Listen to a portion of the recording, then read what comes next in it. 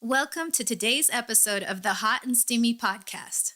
We'd like to first recognize our sponsors, Keli Garza of Steamy Chick and Kimberly Ann Johnson of Magamamas. Follow them on Instagram at Steamy Chick and at Magamamas. Hot, steamy, hot, steamy, hot, steamy, hot, steamy, hot, steamy. In line with this wonderful conversation about what we're going to do with our postpartum period, we have a very, very special guest here today. Her name's Kimberly Johnson, and I'm just going to read to you her bio so you can understand who it is we're dealing with. Okay. Kimberly Ann Johnson is a sexological body worker, somatic experiencing trauma resolution practitioner. She's a birth doula and a single mom. She specializes in helping women prepare for birth, recover from birth injuries and birth trauma, and to heal from sexual trauma. She is the author of the best-selling book, The Fourth Trimester, a postpartum guide to healing your body, balancing your emotions, and restoring your vitality. And she's the creator of Activate Your Inner Jaguar, an online course ushering women into their full voices and sexual expression. Welcome. Thanks, you guys. So is there anything that wasn't in that bio that you want our audiences and us to know about you? No, I think that's pretty complete. Mm-hmm. And you've recently moved to New York. That's right, yeah. From San Diego? From San Diego, yeah. Right on. Ooh. Yeah. So let's get into the questions. I have a bunch of questions for you. First, the way that I know you is through your Instagram handle, Magamamas. So, right now, MAGA means something very different here than it's ever meant before. So could you just talk with us about what Magamama actually means in the way that you formed it? It's kind of the weirdest thing you could ever imagine, because how could I choose one word in all of the languages that exist everywhere in the world that then comes to mean what we know it to mean right now in this cultural climate in the U.S.? But I lived in Brazil for 8 years, and I have a Brazilian daughter, and everyone in my neighborhood called me the Maga do Corpo, the body sorceress. Maga means sorceress in Portuguese. Kind of like bruja, but a little bit more alchemical, and in Portuguese it's bruxa.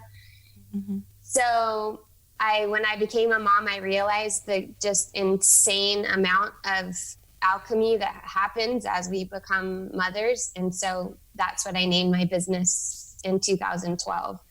And then I got a tattoo and I did the whole thing. So now I'm walking around town and people are looking at me and looking at my tattoo. And it's kind of like, that's not what I think it means, is it? And I'm like, no, it's not. And when I date, that's like the first, people are like, I've got to ask you a question. And I'm like, I bet I already know what it is. So it's either going to be like the best PR move of all time when I get to tell that story, that I basically advocate for the exact opposite of what it means. Like I am an advocate for the divine feminine and for like an evolution in a way that all voices have a seat at the table. And, I have really strong feelings about social equity. So yeah, that's what it means to me. And probably I'm writing a new book and I'm going to have to rebrand because my publisher was like, no. Soon there will be an evolution, but first I'm writing the book and then I'll address that. Wow. Okay. Yeah, that's intense. A whole rebranding. Yeah. That's intense, but right on. Yeah. I kind of love it, honestly, because it is so ironic, but I also don't love the fact that it might like really make people feel afraid or, that's valid. So would you talk with us about how you came into this work? Like what brought you into being the Magamama? Becoming a mother radically altered everything about me and shook the foundations of the toolkit that I had. So I was already a yoga teacher and a body worker. I knew a lot about the pelvis and the pelvic floor. And then I had a baby and my own pelvic floor was damaged. I couldn't get help. I had a home birth. I couldn't get help from my midwives. I couldn't figure out the right questions to ask. I Googled everything I could think of, like holistic postpartum, alternative postpartum, anything I could think of that would help me understand what was happening. Because I really got it on a deep level that it wasn't just physical. I could feel that there was something archetypal and larger than me happening, but I'd never heard anyone talk about it. Mm-hmm. And all I could find was postpartum depression, like hundreds of thousands of entries. Mm-hmm. Can I just say really quickly, it's so interesting that it always happens this way. Like the thing that you really felt like you knew about, the pelvic floor, is the thing that you were forced to realize that you knew nothing about, right? Like that's how those big changes happen. It's so crazy. Yeah. Like it's like the universe is like, this is a custom challenge just for you. Yeah. Yeah. It's the way I feel like I can really be humble. Mm-hmm. Mm-hmm. Mm-hmm. So basically my whole life, all the teachings that I've ever done have been the hard points in my life and how I've transformed them into something that I could offer to other people that would just make their path a little bit easier. And just, so that's what the book is about. That's what the study is about. I did the necessary study to be able to do the work to help people heal with the modalities that I needed and that helped me to heal the most. So can you take us back to, you just had the baby, you couldn't get help from any of the sources you had planned to get help from. So how did you, because then I feel like some steps must have happened there. Like what were the steps that then brought you into, now you have the school and you know. Mm-hmm. So it's sort of hard to summarize, but because everything is so interconnected, and that's what I learned in that period of time. In my yoga practice, I knew that all the layers of self were interconnected: physical, emotional, mental, spiritual, sexual, relational. But this process is the thing that really showed that to me. So I moved to Brazil in September. I moved on a Sunday. I met a man on Thursday. I was pregnant in 2 months. And in less than a year, I had a new baby. So I radically changed everything. I changed my language. I changed where I lived. I changed the food that I ate. I changed my entire context, which are all root chakra issues, right? Mm-hmm. They're all like tribe, home, earth. Mm-hmm. Literally the minerals going into the food that I was eating were something that my body hadn't experienced before. Mm-hmm. Then my pelvic floor tore. So I also had, and, my midwife had a theory about why that happened. I have a theory about why that happened. It doesn't really matter why, though. And so I had to figure out what to do to heal. And I was told I needed a full surgical reconstruction. And I didn't want surgery because that's why I avoided a hospital birth anyway. And I know what that means to do surgery on your pelvic floor. So it was step by step. I left Brazil. I realized I couldn't find the healing that I needed there for a lot of different reasons.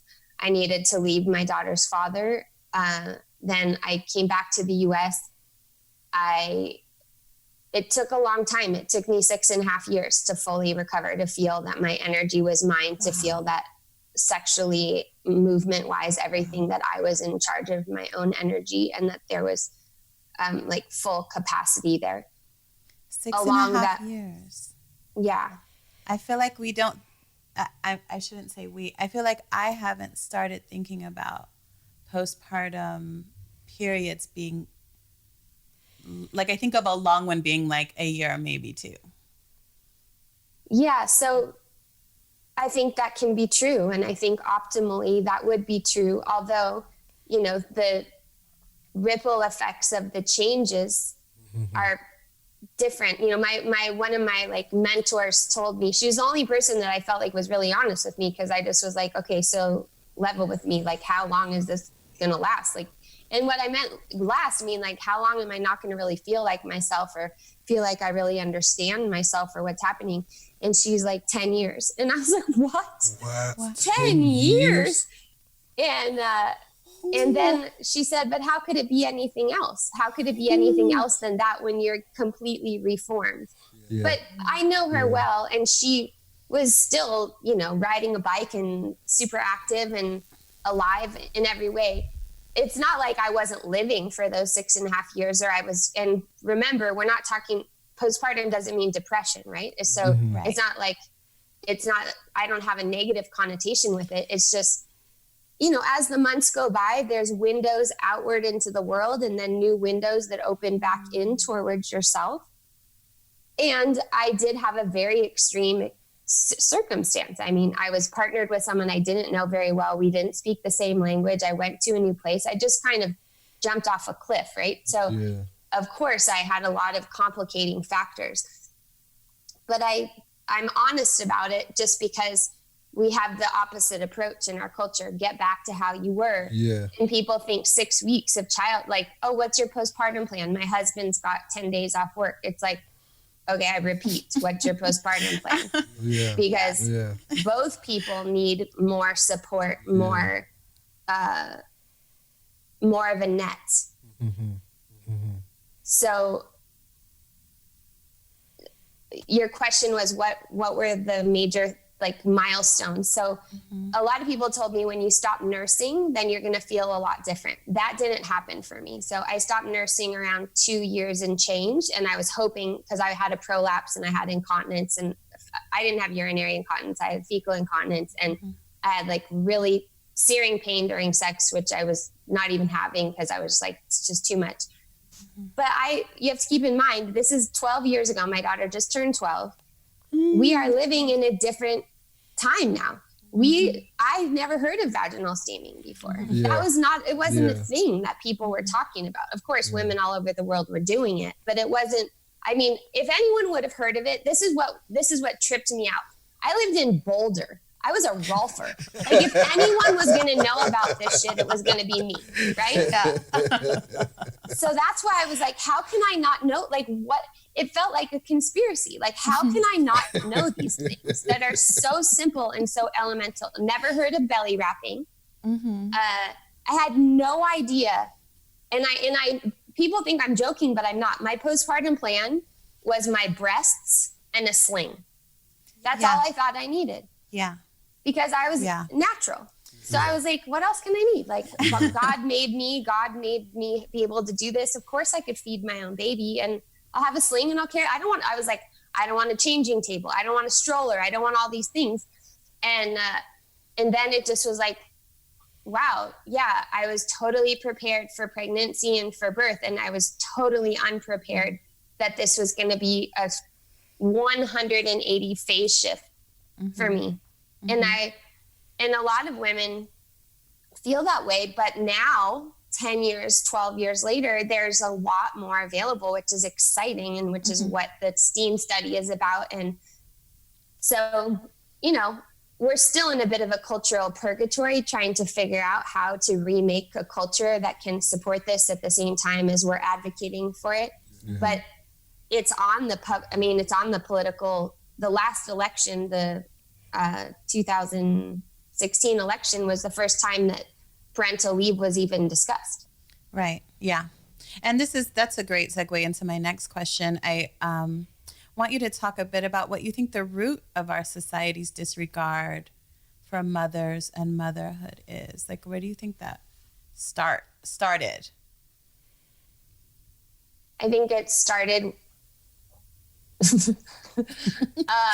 sorry, that's a big question. My mind just skipped to 4 different historical time periods, and I ended up back at Adam and Eve. But that could take a really long time.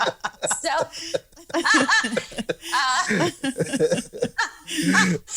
I know you have a PhD, Jale. I just feel like I just wrote an entire syllabus based on that question in my head. Yeah, seriously. That's funny. Yeah. But I would say the most current moment is when women's health got medicalized. Yeah.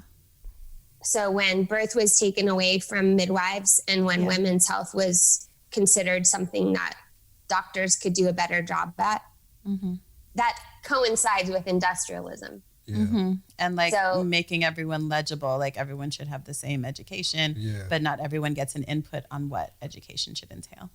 Yeah. And then the reverence for productivity. And That really- conformity. Yeah. That really devalues motherhood. And then we can, it maps on to like the second wave of feminism, where feminism was defined in opposition to motherhood. Like, get us out of the house. Don't, it's not fair that we're strapped to the kids. So that's what I think is exciting right now, is this way that we're all reimagining that motherhood can be part of feminism, and pleasure and body can be part of that as we evolve forward. Yeah. I tend to think that everything that's wrong is rooted in fear. But then which fears are we talking about, right? Like, there's so many that sort of go into the disregard of them for the mother. It's really interesting. Yeah. So As it goes, it's like little m mother, capital M mother, right? And what we see, and it's hard to say we, because there's not just one culture, but like the icons that we have in terms of what's upheld as an archetype. And our archetypes are so few in general if we don't go searching for them. Yeah.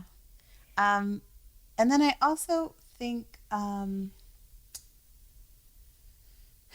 the reason that a lot of this is changing is because the setup of how sort of like the internet works is very feminine. Like, it's not linear at all. It's super circular. Connect wherever you connect, rather than like start at the beginning and go to the end. And it just allows us to receive information from multiple streams at once, and to like, I mean, if we're smart about it, to then like bring that information together, discard whatever makes no sense, look further into what speaks to you, and then find truth. And it also is sort of the first time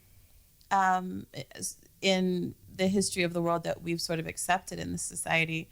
It's the first time that we have a model for the interconnectedness of all humankind. Like, it's the first time we have something that lets us actually imagine what that looks like, that we're all one, or that we're all connected,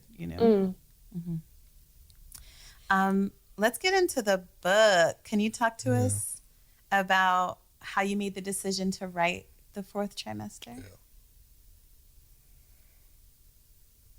So when I lived in Thailand for a little while, and my daughter was 2, and that's when I did a big chunk of my healing. It was the first time that I had childcare for a couple of hours a day, so I was able to be by myself. And it's when I built my first website, and it's when I realized, okay, I've got to get real about making my calling a career, because if I'm the only breadwinner, I'm either going to have to get a new job, or I'm going to have to figure out how to make this financial thing.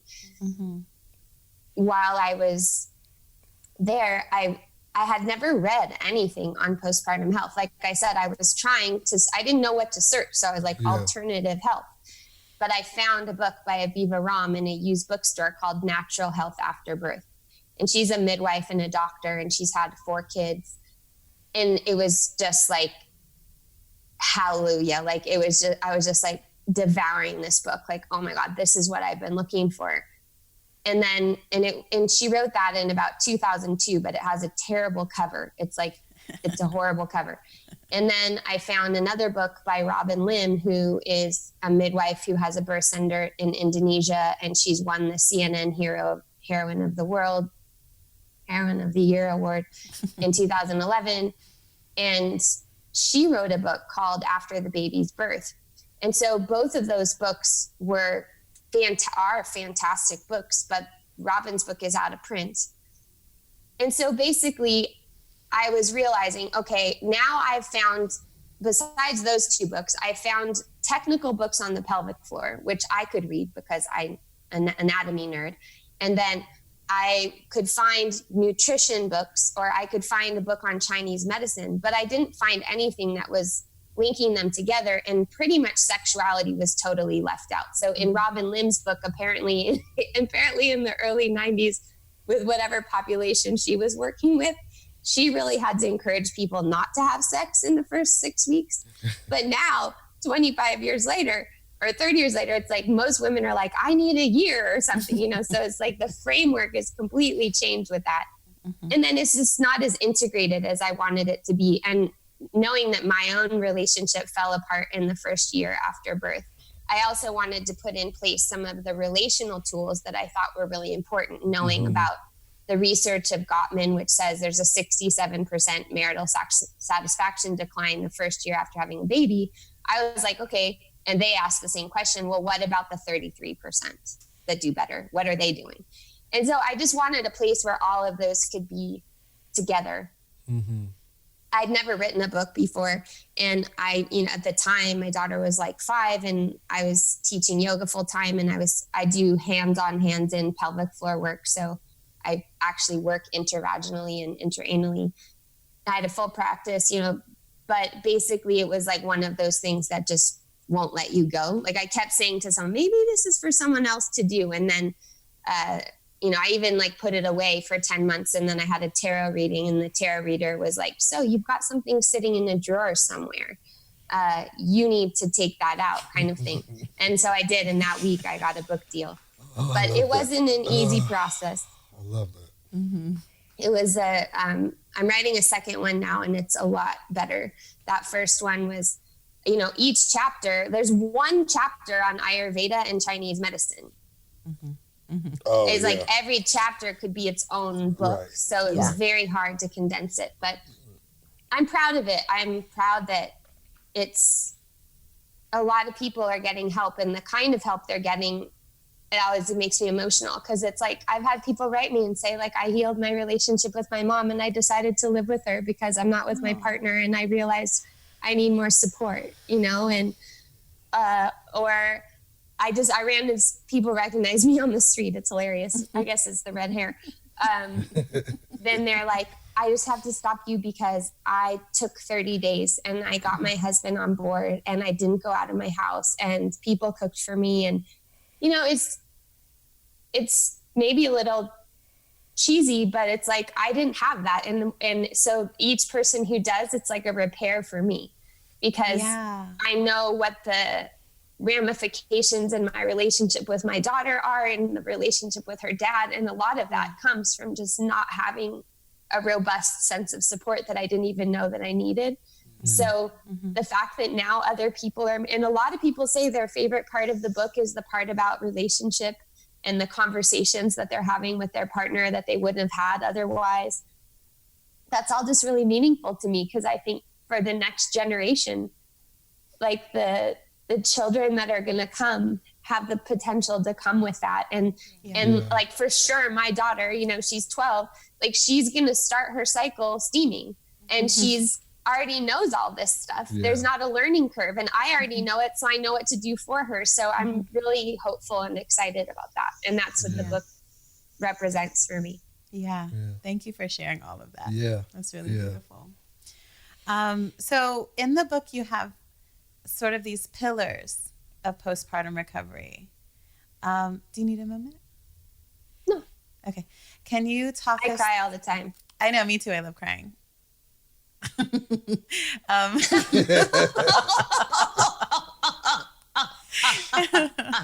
He either gets freaked out when I cry or he thinks it's funny.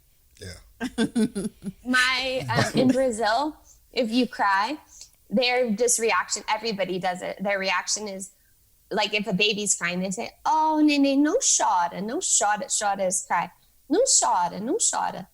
But that would make me even more upset when my daughter's dad would say that. He'd say, "No chora, no chora." And I would say, "Don't say that. Like, I'm already crying, you know?" So then after a while, he would be like, "Oh, pode chorar. Okay, you can cry. Pode chorar, pode chorar." And I was like, yeah, that feels so much better. Yeah. Yeah. Well, she cries a lot when she's sleepy. And so a lot of times I'm just like, go to sleep. You need to go to bed. Just go to sleep. Oh, baby, take a nap. I'm like a toddler. I will not, like, I'm so tired, but let me just quickly build a shed in the backyard. Like, Yeah. I'm like, I'm going to sleep right now. I just need to know, like, what part of the world chickens are indigenous Seriously. to. Like, I come up with the weirdest stuff. And I'm just like, it's 2 a.m.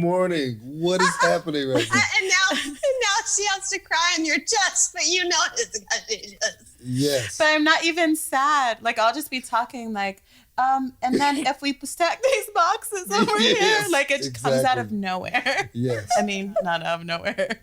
Yes. All of it. Yes. All of it. So that was my reaction. That's why my reaction was that. That's sweet. Okay. So please, will you talk us through those 5 pillars of postpartum recovery? Was it 5? Yeah, it's 5. Yeah. Okay. We could add a 6th or 7th, but it was 5 for now. I think of them as like Maslow's hierarchy of needs, like a pyramid. So you need them to be built on each other. And the foundational one is rest. So really, this is the most important one because you can have all the other 4, but if you don't have the rest, your body can't do the repair. And I've seen this over time, 2 years later, where someone's doing everything right, they're eating the right stuff, doing the right exercises, but they don't have that rest foundation, and so their body's just not repairing. So what the rest really means, though, is like an extended rest period, which in most cultures is from 30 to 60 days. And in Chinese culture, it's called Zhuo Yuzhe. I think the pronunciation is wrong, but something like that. And it can mean sitting in the nest, or it can mean confinement. And American women hate the word confinement, but I just leave it because that's what it means. It means like, stay put, really, like don't go anywhere. Like really don't go anywhere. And the midwives say 5 days in the bed, 5 days on the bed, 5 days around the bed. So like 15 days in the bedroom. There's so many reasons for this. And we could do a whole podcast just on this, but your ligaments are overstretched. That's what happens when you give birth. Your ligaments and musculature get stretched. If you are in gravity, like if you think of a piece of taffy and you hung something on the bottom of it, gravity is going to pull those ligaments. Your uterus has between 14 and 16 suspensory ligaments, and those are overstretched during birth. So you're sitting still so that your body can repair outside of gravity, period. And that's why midwives say, keep your legs together as well. Can you open your legs? Yes. Can you go for a mile walk? Yes. Will that perhaps prolong your healing? Yes. Will you maybe not notice now, but notice 10 years down the line? Yes. Will you maybe start bleeding more and feel like your back hurts at 6 months and you don't know why? Yes. So it's like, this requires maturity and foresight. It's why we have elder women around, which is another one of the needs that I'll get to. But it's because they will just tell you, sit your ass down. They're not worried about hurting your feelings. They're just like, get back in bed.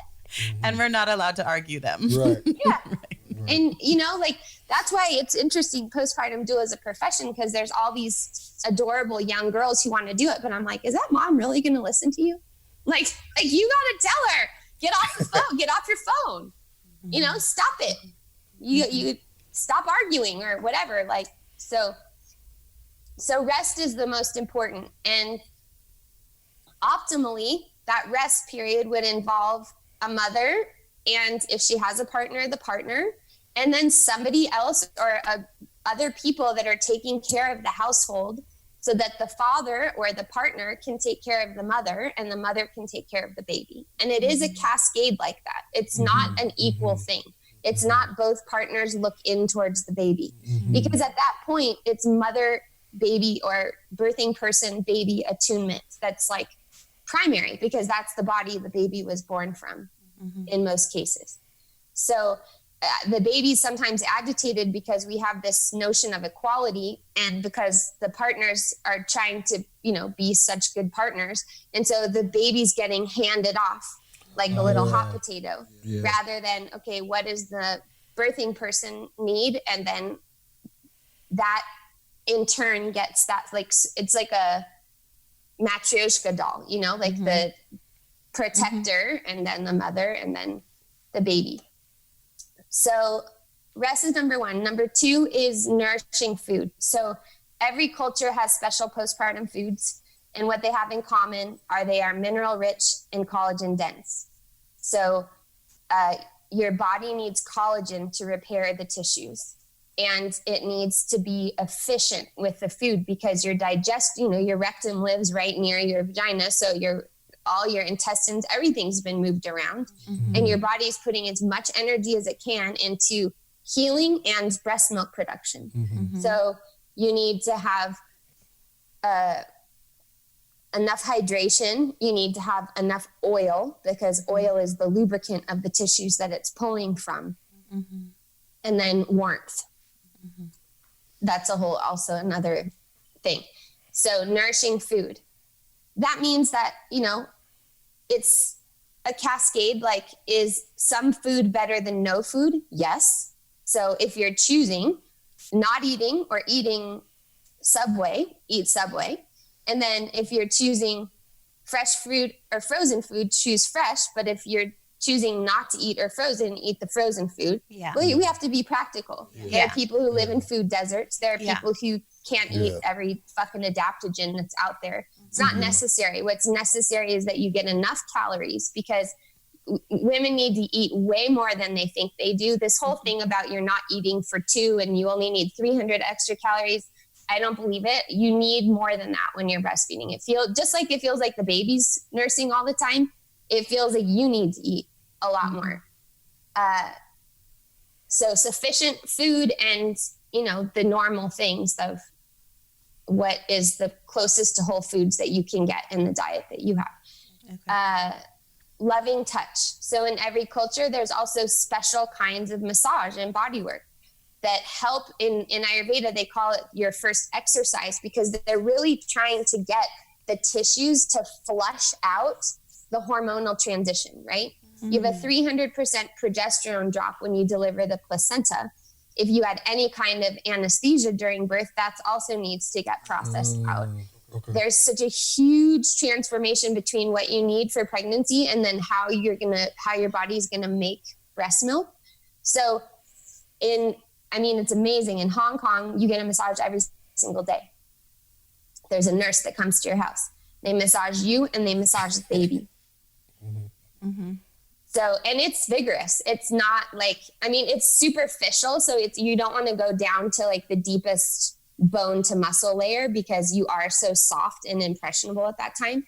But it's vigorous in terms of flushing. You're trying to get the tissues to eliminate, which is why you keep warm so that you sweat it out, why you keep hydrated so that you have enough to sweat out. And then I believe that the steaming is really helpful for that too. Makes sense. So rest, nourishing food, I say loving touch. And by the way, these are all things that the baby needs. We know the baby needs these things, but we forget that the mom needs these things. So it's easy to remember if you just think, well, what does the baby have? Well, we're touching the baby and giving the baby eye contact. And, that's the kind of cradling the mom needs too. Okay. The next one, I say the presence of wise women. So people that that can level with you and that you can level with. And that you feel, this used to be done in community. In India, you move back to your mom's house, your mother, because you usually live with your mother-in-law. So you move back to your family home. So your sisters take care of you. There used to be these physical transitions for the rite of passage. Like you leave the group of huts that you lived in, and then you go to the birthing section, and then you go to the new mother section so that there's always people taking care of you. And I believe that's the wise women thing. I really just believe it's like people at your similar stages of life. Like pregnant women need to be around other pregnant women, or pregnant people need to be around pregnant people. New moms need to be around other new moms. And then the last one is contact with nature.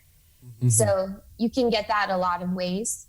It can be as simple as making a steam for yourself. It can be as simple as, when I used to kind of send out postpartum doulas to people's houses, and sometimes I would have them just deliver the food, and sometimes I would have them make the food there. Because if you have 4 burners going, you can't rush that. It takes its own time, and there's a rhythm to it. And another reason I love the postpartum time is because I feel like everything you need in the postpartum time is what's reparative for our culture right now. because it's really a recipe for good living, you know? Mm-hmm. Okay. So we have a chance to kind of take that imprint. And I do have some women are so resistant to the rest, but some women are like, oh, I don't want this to end. It's just so nice to have this time and, you know, nurturing and the togetherness that we feel. So that's what the nature, I mean, it can also be putting your rocking chair near a window so that you can see the trees and the birds outside. Just a reminder, because a lot of women now just like look on their phone while they're nursing, or, you know, we're all scrolling all the time. That especially it's nature and the earth that's going to regenerate us during this time too. Yeah. So my next question is, how does a return to sexuality play such an important role in the postpartum recovery process? How does it? I mean, why does it? That's one of the things that I noticed in your book, that you really talk about like the importance of return to sexuality. And I feel like that part of it is sort of discussed in whispers, like either it's the doctors that are like, okay, 6-week checkup, you're ready for sex again. Or it's women being like, I need a year. Like I just don't know what the middle ground is. But then you sort of discuss it in a really interesting way. Mm-hmm. Well, I learned this term, the feminization of sex, from Laura Gutman, she's an Argentinian psychologist, and she wrote this incredible book called Maternity, Coming Face to Face with Your Own Shadow. And she said that the feminization of sex, like that's what the postpartum time is. And this kind of ties back to our earlier question about when did we lose our respect for motherhood? The postpartum time is a time when we get to redefine sex, which is either really good news or really bad news, or maybe a little bit of both. But if you were used to performative, penetrative, power dynamic sex, and that's what you knew how to do, and that's what felt good because that's what you thought you should be doing, and you know, and you never really questioned it, then here you are when penetration isn't really your first thought. For most people, some people that's not true, but I mean, I'd say 99% of people, it's like penetration right away is just kind of like, oh, there just was like a major thing that came out and I feel totally different, and not just my body feels different, I just feel different. And so I'm a new person having sex, which if you've had a like robust, wonderful, alive sex life before, it's like, yeah, your sexual selves have evolved before and you maybe have practice. But for most people, that's not the case, because most people don't talk about sex either at all or unless they're having it, like during it. And they haven't really thought of a way that like sex, like what does it mean to them? Like where do you go during sex? Why do you love sex? And for the women who have been entrained to believe that sex is something they owe their partner, a lot of times they have the baby and it's kind of like they have what they wanted in a weird way. And they're just like, you're on your own. You know, you could just take care of yourself now. That's not my problem. Rather than what I prefer, which is, what do you receive from sex? What is sex that would feel good to you? So when women come to my office, they usually say right away, I have low libido, or I just don't want sex. But then the next thing is, I'm afraid about my husband. And then the next thing is, but my husband's like the coolest guy ever and he's so patient. So I'm like, hold up. You are just slotting yourself into the narrative. You don't know what to say because we don't have an elaborate cultural conversation. What's happening, I think, is that it sounds like you actually do want sex. You just don't want the sex you're being offered or what you're used to. And now at a time when you feel probably the most vulnerable, the least identifiable, you're having to find a way to express something like you don't even know what you want or how to ask for it, especially if you've never done that before. So it's kind of amazing because it's also a maturation process. It's like, you know, sex can't be about hard dicks all the time, like throughout our entire lives. It can't. And sometimes it's the obstacles happening on either end to that happening. But I feel like, yeah, that's because we're being asked to look for something a little deeper than that and a little more varied. and a little more like really deeply satisfying. So it allows us to kind of pull apart everything we throw into this basket we call sex. And then like, okay, well, is it companionship that I want right now? Is it touch that I want? Is it pleasure that I want? Is it the power dynamic that I want? And it also,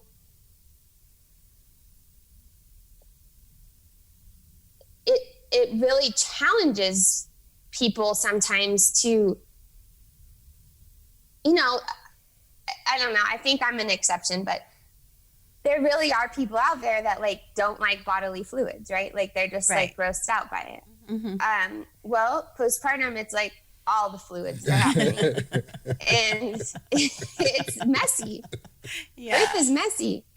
So if messy is hard for you, if you like manicured or you like predictable and that's what's felt sexy to you, or that's what you've been conditioned or habituated to like, then it really calls into question those things. But to me, that's fantastic, because what is more feminine and enlivening than that? To embrace all of it, because it's all who we are, and it doesn't make us any less sexual, and pleasure is not more available to you if you look better or look worse. It's available all the time. Yeah. Thank you. Yeah, thank you for that. Like I just learned like 100 things. Same. But also just to think about like, you know, in a traditional sense, like men who are especially conservative in those ways, like if you said, if they identify with like the manicured, you know, less messy thing, or imagery needing to be a certain way, like I can just imagine how tough a time they're having dealing with these kind of things. And then as most men are super insecure, them projecting all of that stuff, you know, onto their partner during that time and not being able to communicate effectively. Like I can just imagine how detrimental that is to the recovery process. Yeah, that's something I definitely want to learn more about and take notice of, and because that, I think it's just no, I was just gonna like, it's just a really important thing for me to think about, especially, you know, my network of friends, like they don't talk about this stuff. They're not open enough about their fears in these areas, or like where they struggle in these areas. And I would just imagine, I mean, these guys are super toxic. So I would just imagine that they, you know, we are doing some of the things that aren't really beneficial to the recovery process. So I definitely or to yourself. Explore that stuff. Yeah. Well, I want to say that one of the things I've worked with a lot, and I talk to Keli, Steamy Chick, a lot. I know, so do you all.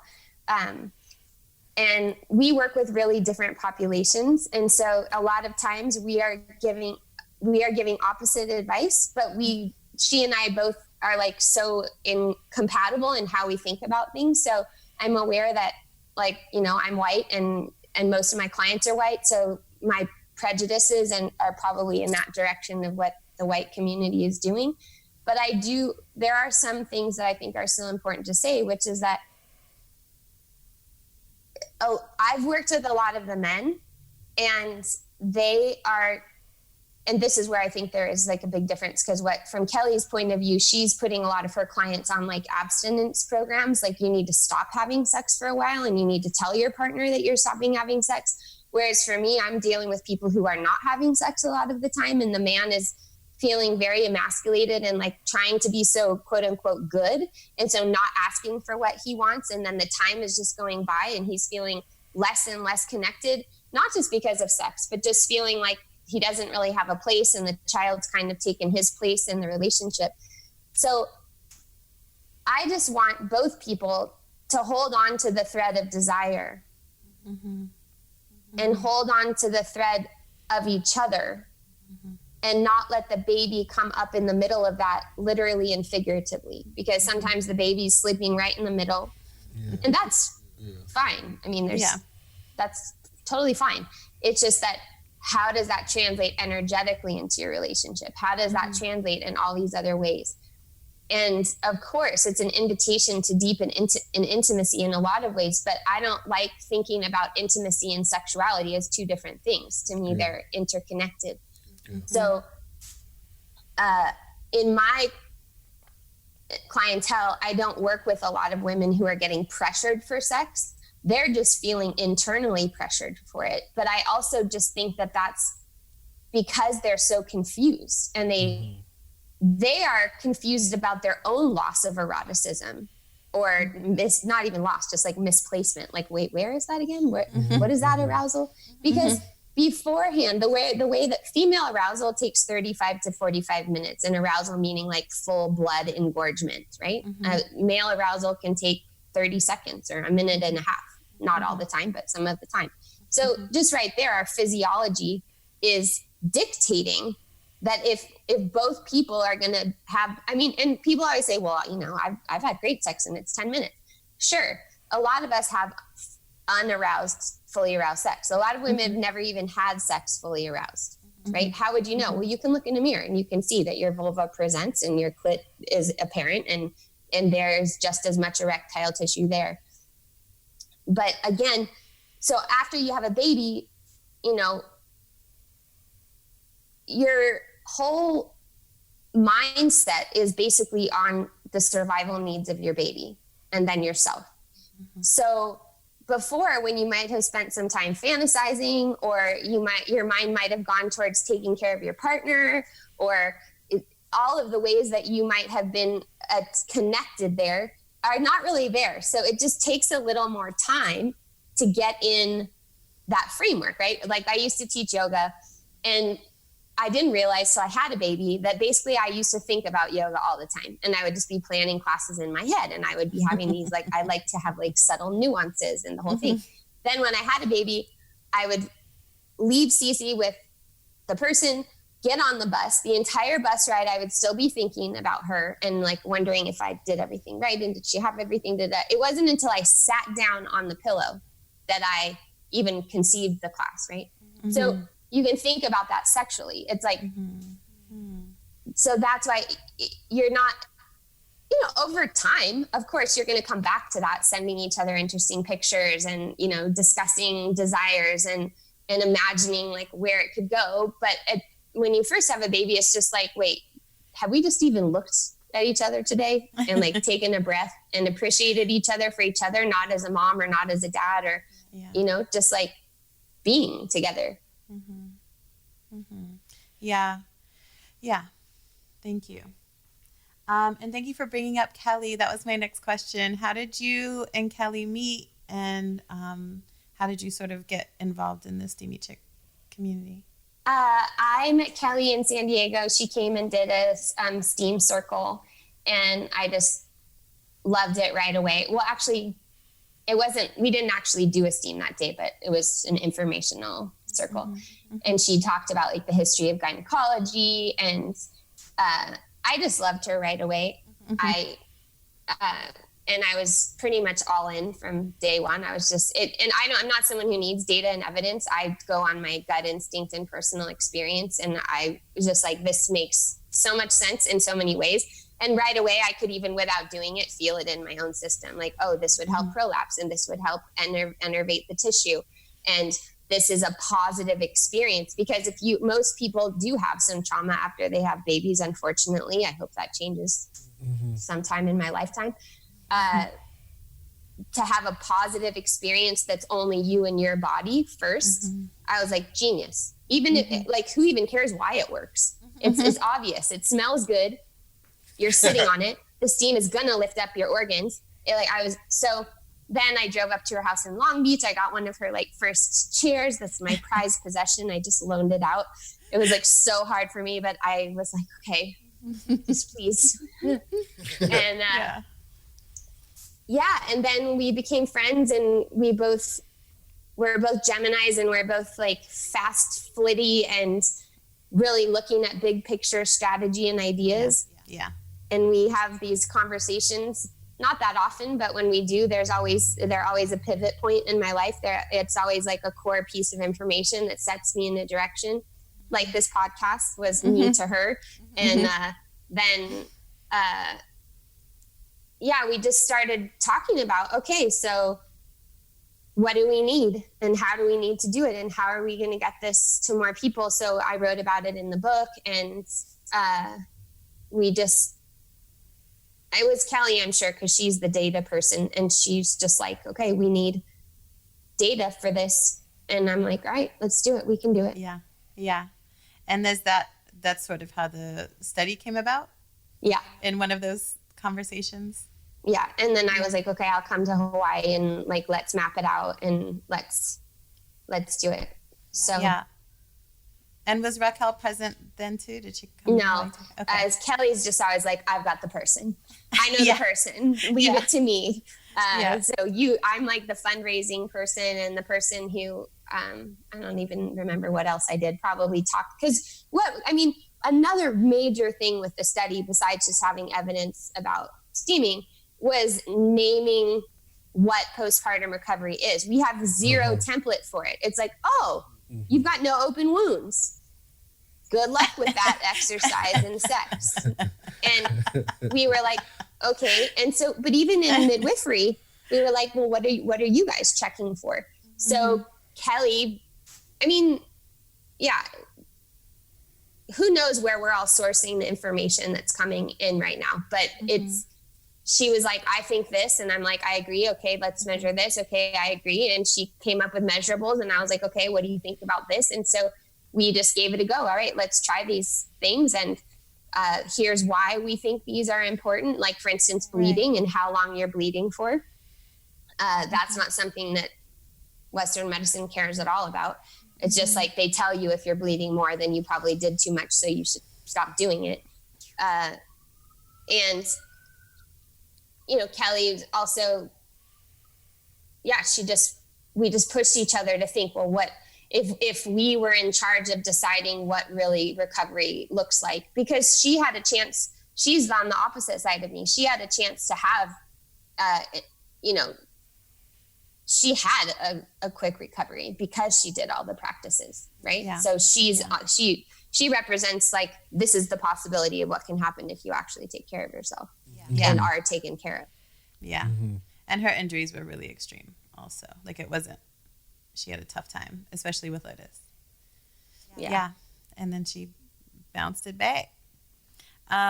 So let's just talk about that for 1 second though, because some people might be listening and they might just be like, oh my gosh, I'm so jacked because I didn't do anything postpartum and I didn't know and all that stuff. And like what you just said is like Lotus, Keli had a hard time with her first recovery, but the second time she bounced back. So yes, you can do it through a subsequent birth because the postpartum period is this liminal time where the body is so open that you can do healing for a lifetime up to that point. So like you can cure yourself of migraines if you've had migraines. Your body is open for whatever kind of imprints that come in, whether those are good or bad. So let's just make them good. And you can also do them in menstruation. So you don't just have to go have another baby. Like, I'm not going to have another one. But if you do the practices post-menstruated, you rest in bleeding and you follow those same needs in a micro way, you can also do the repair. So there's never a time when it's just a done deal and you're just ass out, like you can always heal. 30 years later, I've worked with women who've had cesareans and painful sex and low back pain because of the cesareans, and I work on the scar and it goes away. There's always repair that's possible. So we are front loading this conversation for a relationship but if you're listening and you're on the other side and you're feeling, upset, there's a reason to feel upset because it is troubling that we've invested so little resources in women. But at the same time, we can change that now. Yeah. Thank you for stopping me and going into that. That also just taught me like 100 things. That was so cool. Okay, so at the time that you guys were sort of conceiving of the study, coming up with the indicators, deciding on what its design looked like, did you have, I mean, I know according to the scientific method, we're not supposed to have like prejudices about how it's going to go. Yeah. But did you have some like expectations of where you thought it would go? And then were any of those completely opposite, like the outcome completely opposite of your expectation? Yeah. Well, we also had a couple of measures that I was hoping that we would be able to get that we didn't get. Specifically, I just wanted to know from what I hate categories like mental health, but just from like an overall life satisfaction point of view, like how people felt about that period of time. Was I surprised? Well, to me, the most significant two things that came through were the fundal height, so how fast the uterus went back to size, and then, well, actually, three, the stitching, like just the effect on stitches was so profound, and it lasted for so long, because normally we would want people to steam from day 4 to 30 if their vasculature was closed. But I was just really, I mean, it's like surprising. Of course I had a bias because I did. I thought it was going to help everything. And then of course, like human beings, we were like, shit, what if none of it works? What if we're just like wrong, you know? Yeah. So yeah, I did have a bias. And I don't know. I mean, women all over the world using it is kind of like, it just can't be wrong. Yeah, it's your first clue. Yeah. Wait, so you said 2, fundal height, and then what was the second thing that was the stitches? Oh yeah, I'm sorry, you went over that. Yeah. And then there was one other. Oh, the hemorrhoid thing. The hemorrhoids that went away with the steaming and came back without the steaming.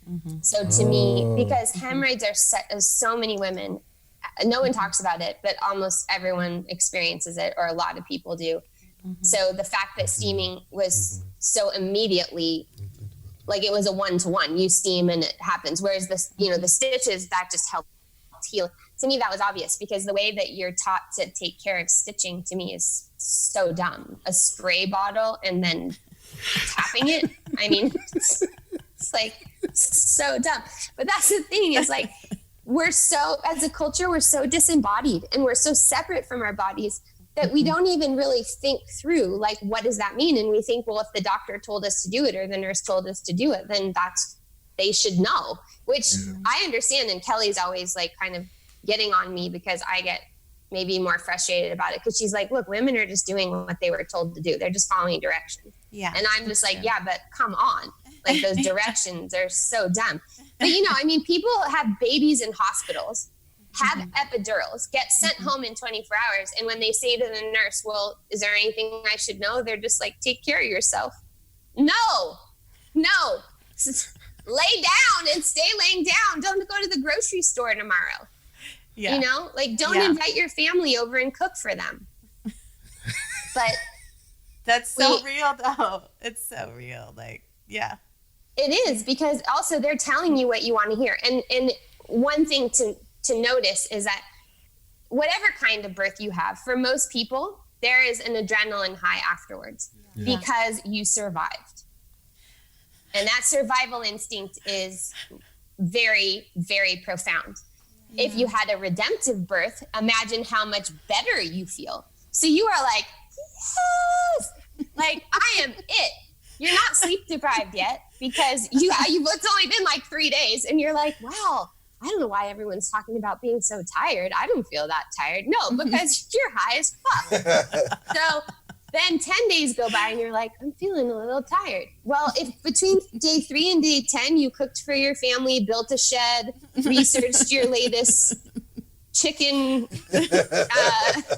inquiries, concerns, yes, then it's going to hit you a little harder. So it's like, then again, there comes your community to be like, I know you're really excited and you feel really energized. You need to save that energy.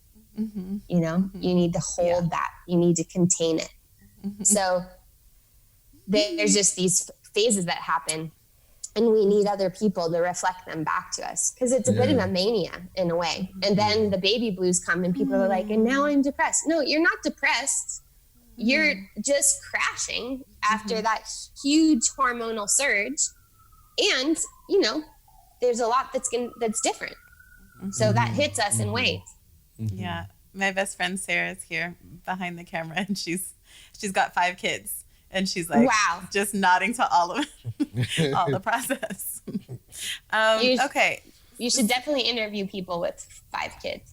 Yeah. I think like someone with 5 kids, for me, like I just interview them about just about anything. It's like you have 5 kids. Like I'll just sit here and you can just tell me, because I only raised one, and or I'm in the process of raising one, and it's I just can't even believe how much respect I have for women and mothers, and however in my culture, at least, it's like okay to hate your parents. Like you're kind of rewarded for it. Like you just talk about like the ways that your parents are lame, and you know, it's like okay to not really like them. In Brazil, that's not okay. Like in Brazil, you got to respect your parents, and in Black America, that's not okay. Yeah, exactly. Especially your mother, right? Yeah.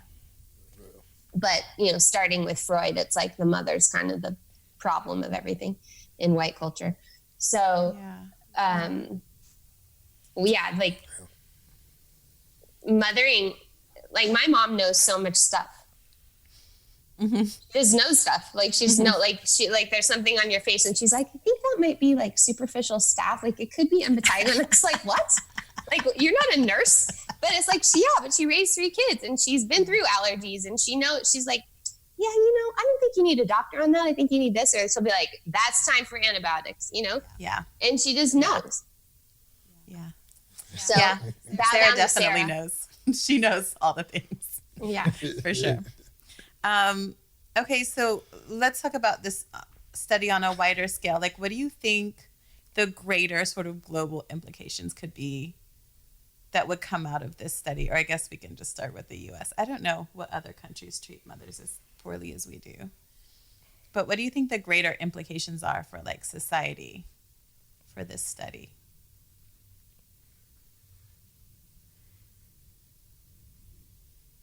I hope that it leads us back to ourselves and our own wisdom and horizontal wisdom. Keli and I have talked a lot about if we want this study to be done on a larger scale and if we want doctors to believe in it. And I'm not really too invested because I don't really want to convince anyone. I want people who are already interested to try it out for themselves. It's a process that doesn't really have any counterindication. I mean, you know, there's a few, but we can list those in 20 seconds. So I want women to tune into themselves and what they know to be true for themselves, and not be so quick to give our power away to this imaginary government or imaginary doctor or imaginary God that we think is operating in our best interests, which I know is another white privilege thing, because, you know, you don't grow up Black in America thinking that like the government's got your back for the most part. Yeah, true. And so I can't really, I mean, that's one thing I've loved about Keli's movement is like how indiscreetly and like how it's functioned exactly how she's imagined it to function without having to be completely on the nose about it. And that's what I love about how she works. Yeah. So that we're not targeted and we're not, you know, it's important that these, you know, it seems it's all good to like, you know, talk about home birth and talk about this stuff, but it's actually really threatening to people and really threatening to people who have power. So I just hope that, you know, people start where they are. But I mean, how many people that I've worked with who've been on birth control or antidepressants, and that, you know, my sister was prescribed at 6 weeks postpartum. She had a really, oh, can you hear that noise? It's okay. It's fine. Sorry. It's okay. It's not distracting. Your sister Here, I was can prescribed. actually, should I close the windows? Will that be better? No, it's fine. No, it's fine. Okay. So my sister's baby had something called imperforate anus, which means you're born without an anal opening. Mm-hmm. And they didn't notice it until she was 5 weeks old. Nobody noticed it. And she was born in the hospital. So at her 6-week visit, my sister knew that her baby didn't have an anal opening and was going to have surgery. And what her doctor did is prescribe her antidepressants and the birth control pill. So What? Wait. What? yeah, Why? because she was feeling upset and anxious. Mm-hmm. I mean, but I would too. I would feel upset and anxious. I think every single person would. Jesus. I mean, it's no joke to have your 5-pound, 5-week-old baby and know that they're going to have surgery, right? And there's all these connected potential deformities, which none of them she's had, thank God. But you know, the ubiquitousness of these kinds of drugs like antidepressants and hormonal birth control that are used, to me, it's basically it's a weapon. They're weapons. It's weaponized against women. We have a culture of women who, like, a lot of them, like maybe 50% are on one or other of those drugs, right? Yeah. So what does it mean when we're not in touch with our own bodies that have so much wisdom? Mm-hmm. And I'm not trying to make anyone feel bad who's on either of those drugs. I'm just saying that it's an inadequate postpartum solution or painful period solution to be using birth control for things that it was not devised for, which now, you know, it's given out so readily. Mm-hmm. So I just want women to know that if they feel like they have a low libido because they're on birth control, that's real. If they feel like their skin is desensitized, it is, even if their doctor says it isn't. Mm-hmm. If they have a notion that there might be another way to deal with their fibroids other than cutting them out, they're right. Mm-hmm. And that it's not negligent or woo-woo or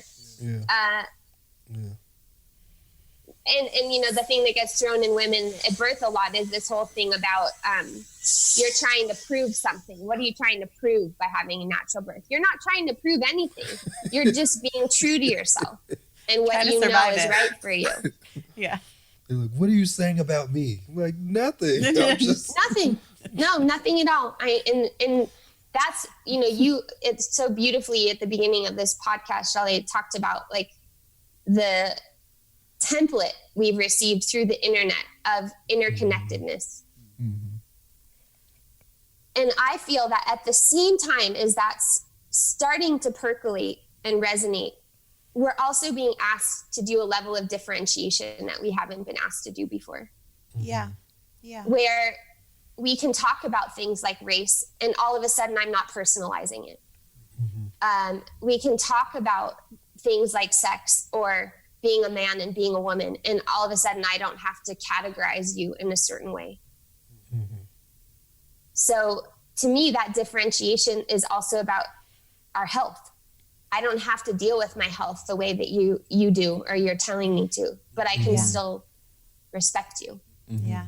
Mm-hmm. So this is so great. I want to go on forever. It's 11:28. I know you need to go. So can you tell us quickly where to get your book? How to follow you? Can you just run through those quickly? Or I can do it later if you like. It's fast. I mean, you can get my book on Amazon or at my publisher at Shambhala or at your local bookstore probably, but if you ask them, they'll order it. Mm-hmm. I have a deck of cards that's coming out in November that goes with the book that's just kind of a little more practical. It's a good gift for someone who you think might not read the book. The book's on audio, so if you want your partner to read it and you're not sure if they'll read the book, they can listen on audio and you could flag the sections.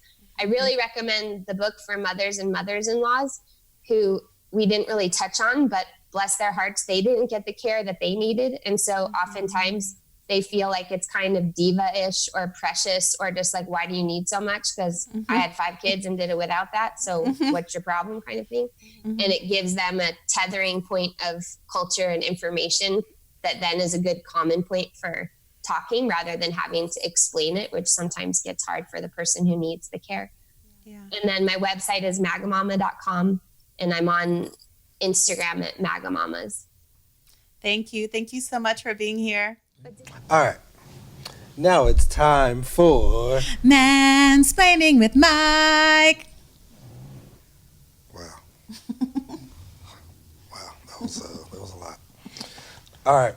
So so if I had a friend who said, "Mike, I'm absolutely not going to watch or listen to this podcast episode. I just need you to tell me what this is." I'd be like, "All right.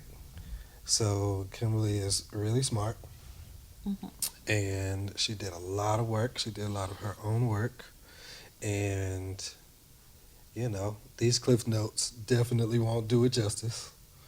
But basically, what she was saying is like, first of all, Western medicine, like, they've done such a disservice to women and women's bodies for so long that like it's just become a fabric of our culture that we, first of all, don't respect the complexity of women's bodies, and we don't understand like even how, like, we're not even scratching the surface at like what the body needs, like how it communicates, like all that kind of stuff. And so she and a few other really intelligent, really progressive women put a study together to help provide data and validate these processes that have been used by women all over the world for hundreds, thousands of years, and in just restoring their bodies and taking care of bodies in ways that like are just beyond medicine or the understanding of the capabilities of medicine. So we talked about like in particular like the postpartum aspects of pregnancy, like and how steaming interacts with, like, how steaming repairs the pelvic wall, how what? Oh, pelvic floor. how steaming repairs the pelvic floor, and how what you're being taught. You should be resting, and you shouldn't be up like going to the grocery store the day after. You know what I'm saying? Like, just all these things with that we were taught, or that we learned, or that we had given or not giving instructions from, like, leaving the hospital, by doctors and nurses who also don't know the correct information pertaining to postpartum stuff. So, like, yeah, that's what she talked about. Do you remember the 5 pillars? Oh, no. It was, recovery? no, I don't. You said the first one. Remember, she was like, it's like Maslow's pyramid. So, like, the basic one is rest. Oh, yeah. And then once you have rest, then you can have... I don't know. I'm sleepy. Oh, I don't remember the 5 pillars. Mm-hmm. No, I don't. Food was next. Nutrition was next. Like... Yeah, so... And then was loving touch. One thing I learned about the food from her was that she was saying, like, it's really encouraged to not overeat during pregnancy. And she was like, that's ridiculous. You're supposed to be, like, eating so much more because you really have these bodies, and, like,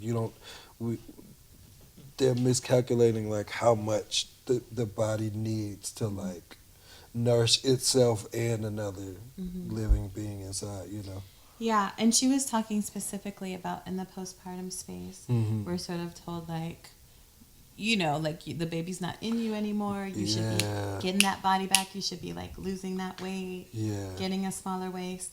But the baby is, like, I mean, the cutest little parasite ever, just eating you alive. So, and the baby will get what it needs if it has to take it out of your bone. You know what I mean? Yeah. Like, so you really need to be focused on nourishing your body. Yeah. Getting enough water, letting it repair. And then the next pillar was loving touch. Yeah, loving touch. Loving touch is a good one. I think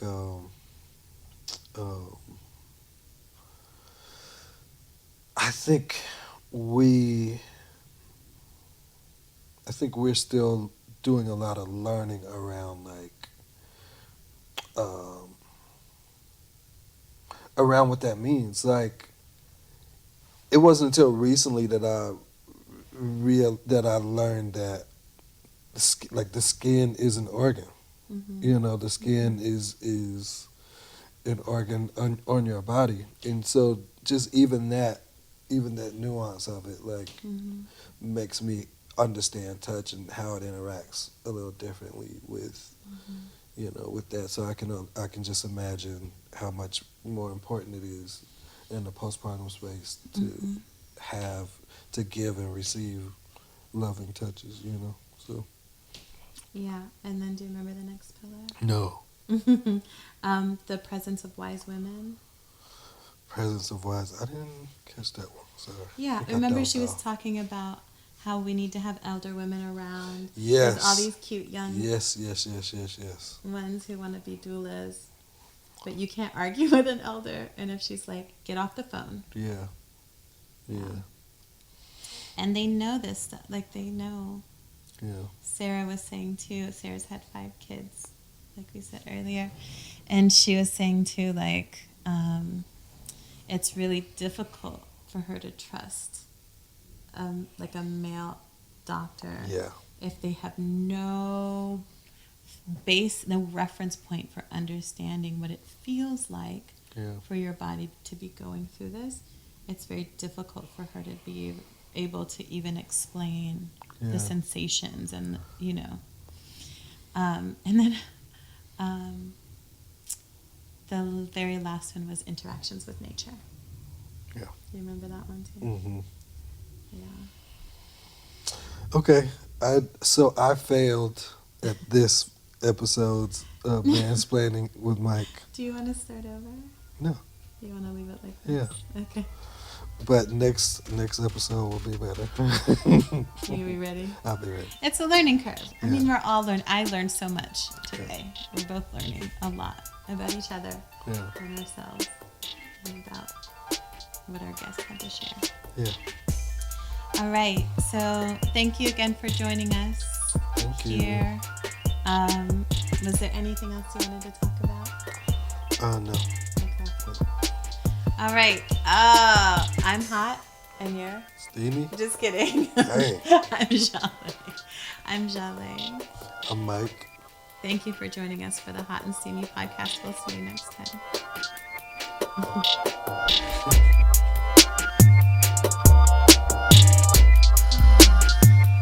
Thanks for joining us for this episode of the Hot and Steamy podcast. Feedback is gold, so please like, comment, share, and subscribe. This podcast was made possible by our sponsors Keli Garza of Steamy Chick and Kimberly Ann Johnson of Magamamas. Visit our website for more information on them and our other guests, to view extras, and to purchase merch. That's www.hotsteamypodcast.com. www.hotsteamypodcast.com.